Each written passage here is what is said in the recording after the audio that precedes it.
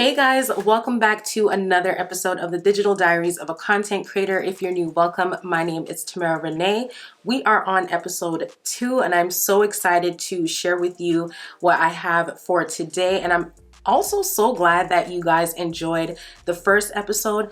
But before we even get into it, I want to thank you guys so much. We hit 100K on YouTube. Okay, it shows once you put in the time and the dedication to your craft, it will pay off. And the funny thing is, when I made the first episode, I think I was 300 or 400 away from 100K. I dropped my first episode and then I hit 100K and here we are. I'm just so thankful and so grateful for each and every single one of you because again, and I will always say it, if it weren't for you guys, I would not be here today. I love you guys. Thank you so much for your support and for sticking with me, and we gonna keep going because 200K, here I come. 1 milli, here I come. Anything I want to achieve, I'm gonna make it happen. So in today's episode, we're going to be talking about discovering the kind of content you want to create, actually creating content and staying organized so that you can be on top of your game. So first things first, what is it that you like? What do you have interest in? Now, I would call this part, finding your niche. But the thing is, when it comes to a niche, it's just a category. Some people just feel trapped in that box of creating content for that specific category, and that's what really a niche is. So someone may want to come on YouTube and just want to create content for fashion, but over some time you actually want to step away from the fashion and dabble into beauty or dabble into lifestyle or into cooking or whatever the case may be. But because you have that specific niche, you feel trapped in a box, like I said. So finding what it is that you like can be multiple things. If you like fashion, create content for fashion. If you like doing makeup, create content for makeup. And if you like cooking, you can also incorporate that onto your channel because your channel is about you. You're showing people the different sides of you and what you're interested in, what you like doing, and all that good stuff. And the same rules apply for Instagram, or if you want to create a blog like what I have, tamararenaye.com. On my blog, I like to showcase my outfits, my fashion outfits. So my blog is specifically for that. Sometimes, I will throw in a little one-two of something else, but it's really directed. The main focus of my blog is my fashion. And I'm gonna use my Instagram as an example. When you go on my Instagram, you honestly see beauty and fashion. So I love, taking my nail photos. I love taking, detailed shots. I like taking selfies so you can get a close-up look of the makeup that I did, outfit photos so you can see the full fit and all of that good stuff. But really, it comes down to what you're interested in, what you like, and what you wanna put out there, okay? The next thing you want to do is research. And what I mean by research is you want to go out there and find other content creators or influencers that you look up to or you like, and really take in the kind of content that create to see what they're not creating that you're able to create. A quick example I will give is, say there's a content creator or an influencer that you look up to, and say they're, doing fashion content and they're just specifically targeting doing try-on hauls. And in the try-on hauls that they may be doing is just only showing the actual pieces that they buy.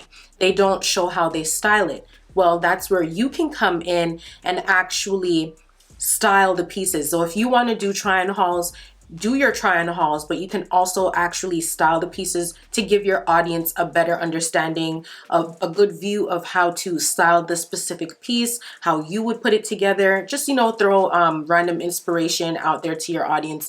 And that's a really, really good thing to do. There's content you want to create that's similar to another YouTuber or an influencer. That's completely fine, but you want to make sure that you add your own spin, your own twist to it, which brings me to my next point is you want to draw inspiration and not copy. You don't want to copy someone else's type of content to the T because it's so obvious that you're copying someone else. So if there is you know, you have a follower who's following person A and person B, and person A is posting certain kind of things, and then all of a sudden that, you know, viewer is noticing person B is doing the same thing as person A, other people can catch onto that vibe and know that you're copying someone else.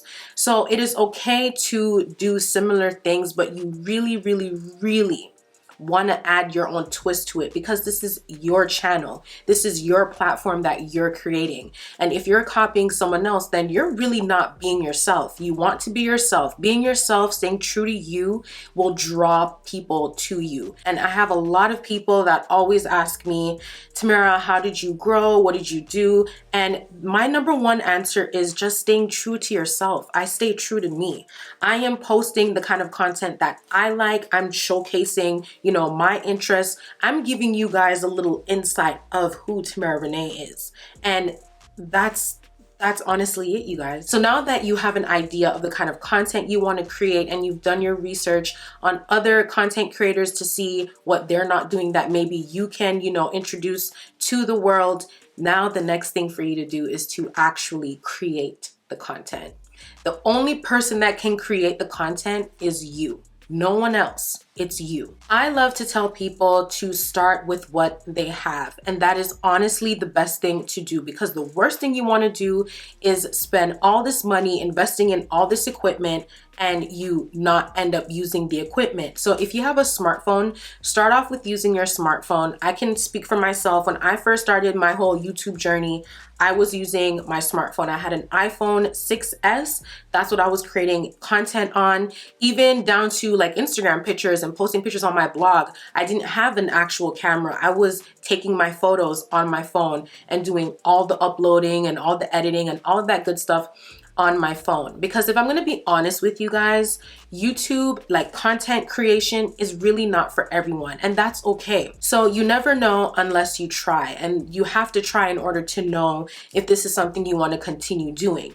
Now, if you start and you like how it's going and everything, and you're feeling it and you're like, this is something I want to do, then by all means go ahead and invest into the good equipment that you want. I am all about quality. You guys know how much I love me some good quality, whether it comes to an actual video or my pictures. I really love some good quality.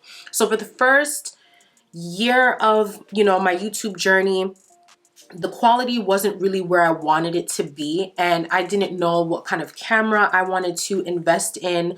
Like, it was just so much. I can honestly understand someone who doesn't know like what equipment, what to start with, because it is actually overwhelming. And that's how it was for me. So again, you want to actually go ahead and create the content, and then you're good to go. Also, when it comes to creating content, you want to create content in bulk. Hear me. You want to create content in bulk. Let me give you a quick, you know, backstory about me. So when I was, you know, starting out on Instagram, when I was taking it serious, I was the kind of person where if I went out, I had to get a photo that same day. I had to edit the picture that same day, and I had to post it that same day. I don't know what it was, but that's just how I was. That's how I wanted the content to be. And I think it was because I'm just like, I want people to know where I am and what I'm doing. So if you are anything like how I was in the past, honestly, it is the absolute worst, because if you're at an event, for example, and you get a nice photo and you want to post it right away, you're going to have to take time from enjoying the event to editing the content and posting it, and you end up missing out on stuff. So there's nothing wrong with taking your photo and then posting it the next day. Boy, I was something else, okay? I was something else. When you create content in bulk, it's actually the greatest thing ever, because you can have content to post for about a month, and all you gotta do is sit back, edit the content, and drop it. You don't have to worry about, oh my gosh, I gotta, you know, create a video today, or I gotta go out and get some photos. And it's honestly okay to create content in between, but you really want to get majority of your work done and out of the way, so that within the next couple of weeks or months, you can rest and just post your content. So when this really hit me was actually the summer of 2017. I went to New York and I was out there for about a week, and every day I had 2 to 3 outfits. Now there wasn't enough time or days for me to upload all my outfits, so I had to upload what I could. And then I think I had more than enough content that would last me for another 3 weeks. And when you do that, it actually has your audience thinking that you're still out and about in wherever, country you're visiting. But let me tell you this, your favorite influencer, they're out and about on vacation and they're still posting. 9 times out of 10, they're home and just posting the other pictures that they have. And I just love creating content in bulk because it just saves so much time. And usually for me, I like to do my pictures in bulk. When it comes to my actual videos, it's something I have to sit and plan ahead of time. And then, I just do what works for me, honestly. So next thing on the list is organization. Who doesn't like staying organized? You need to stay organized as a content creator. So the best thing to do is to create a schedule for creating your content, editing your content, and posting your content. Now, this is going to take some time for you to get into the habit of doing this, because if you're new into this whole content creating thing, it's going to seem like a lot at the very beginning until you're actually used to doing what you're doing. So I get asked this question quite a few times, and I see other creators get asked this question too.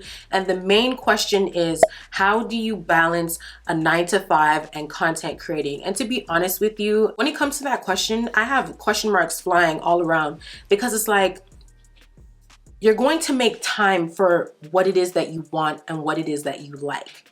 And it's not about how do you balance, because we all have other things in our lives that we balance. But when it comes to actually content creating, you have to make the time. You have to find the time and make the time to create your content. For instance, you may be sitting on YouTube watching, 5 to 10 videos on a day off, when you could have taken those hours to actually create your own content.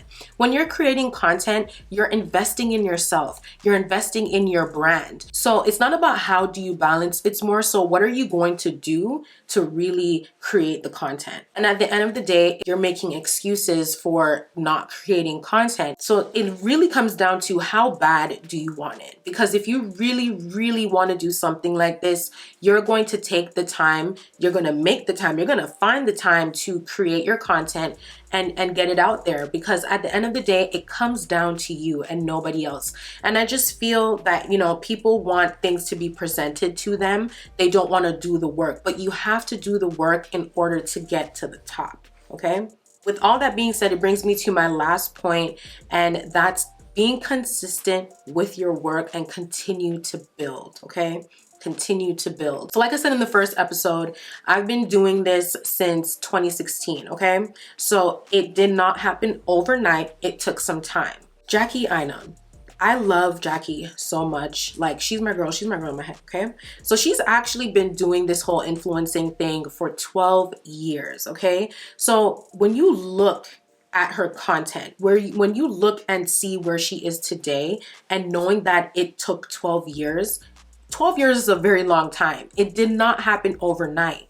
She took the time to put in the work to get to where she is today. You have to be consistent. You have to want it for yourself. One advice I love to give is to never compare yourself to others, because you don't know what they went through to get to where they are today. You don't know what they've sacrificed to have the things that they have, to be where they are today. You're bringing down your mental, and honestly, it's not good for you as an individual. So you just want to be consistent with your work and continue doing what it is that you want to do. If you love it and you want it bad enough, you're going to make the time and you're going to do it for yourself. You will not make any excuses for it. You're going to do it, and that's just that on that. Okay. Another thing I want to address is content creation has no age. Okay. It has absolutely no age. There is an audience out there for every single one of you. So don't feel because you're older you can't create content. You can be of a certain age creating content, and you will find the audience that is within that age range for you. There is always room for you. And I feel people, always say, I just feel it's too late to create content because all these people are in it and doing X, Y, and Z. But the thing is, when you stay true to you and when you add your own spin and twist onto things, that will gravitate people to your channel, to your platform, and people will honestly just love you for you. So again, content creation has no age. If you want to go out there and create your content, you want to create a YouTube channel, you want to start blogging or whatever the case may be, go out and do it. So the last thing I want to tell you guys is to go out and create the content. This is the time where you will find out if this is something you want to do. And if it's something that you don't want to do, that's okay. Don't look at content creating as an overwhelming type of thing, because really it's not. It is so much fun once you get into the nick of things. You find your groove and you're on and you're popping and you're just doing you. It is so much fun. At the end of the day, content creation has no age. You got to do this for yourself. You got to want it for yourself. You got to make it happen for you. You are investing in yourself. You're investing in your brand. And in order to get to the top, you got to find the time. You got to make the time. You got to put in the work to get to the top. And honestly, it will be worth it in the end. It honestly will. So I hope you guys enjoyed today's episode. Drop your comments below. Subscribe to the channel if you haven't already. And hit that little bell to be notified whenever I upload a video so you never miss a video. Follow me on Instagram and Twitter at Tamara Renaye. Follow me on TikTok, which is Tamara.Renaye. I love you guys. Thank you so much for watching, and I will see you in my next video. Bye.